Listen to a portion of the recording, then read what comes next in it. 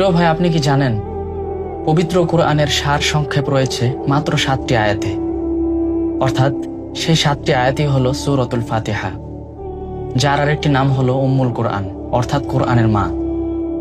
রাসূলুল্লাহ সাল্লাল্লাহু আলাইহি ওয়াসাল্লাম বলেছেন, মহান আল্লাহ তাআলা কোরআনের মধ্যে বলেন, আমি নামাজকে অর্থাৎ সূরাতুল ফাতিহাকে আমার এবং আমার বান্দার মাঝে ভাগ করে দিয়েছি 2 ভাগে।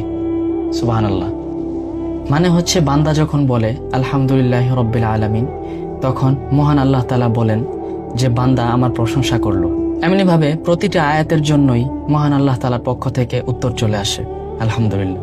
সুতরাং প্রিয় ভাই, সূরাতুল ফাতিহা অত্যন্ত গুরুত্বপূর্ণ একটি সূরা।